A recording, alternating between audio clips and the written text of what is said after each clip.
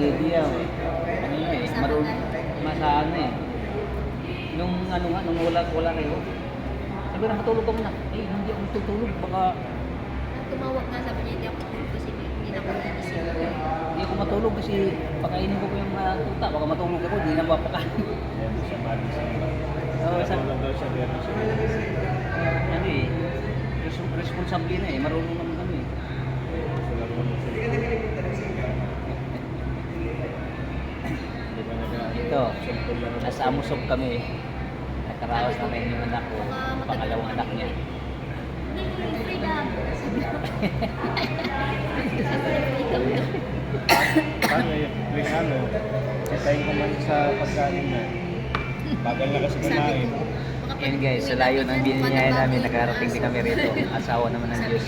Maayos yung may panganak ng anak ko. Sa Amusog ito. Bali, itong ospital ng mga seaman. Ito nga si LJ, yung manugang ko seaman kasi. Dito nagpapaano si Ibami, prenatal, kaya dito rin siya nanganak. Kaya kay Mrs. ko si Pe. Yan.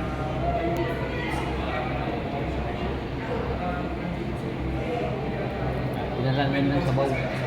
Kasi kailangan ko sa bagong panganak eh. Parang nag-ano yung cellphone. Sa liwanag yun siguro. Pero ano siguro? Panghalo. Yan, chicken na may malunggay at saka gata. Yan kasi ang ginagawa din sa probinsya eh, pag may bagong panganak. Tapos may ano pa yung tawagin pinakpan. Ano may sa atin yan? Sa Tagalog yung pinakpan. Inasal. O parang inasal. Yung ano mat, yung manok na tinutuko ba? Hindi nga naging ano sa ako Sa eh. apoy. Ay, sumba. O parang Hindi, ganun. Pero yung gano'n lagi kang parang inasal nga, ginaganyan.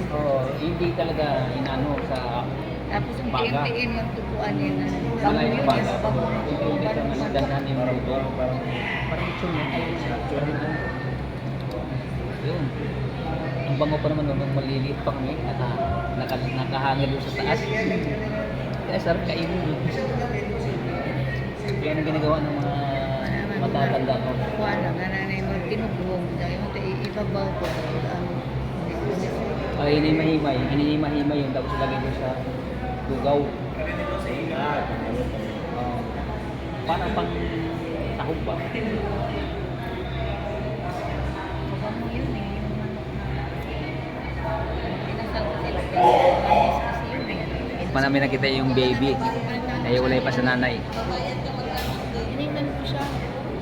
Mamula-mula din. Pero, para masulti si Gian. Para masulti si Gian. Babae guys. Naka-anim na ako na apo. Naka-anim na kami ni misis ko. Tayo. 3 babae. Hati na. 3 lalaki, 3 babae. Alam nyo, may kwento lang ako sa inyo.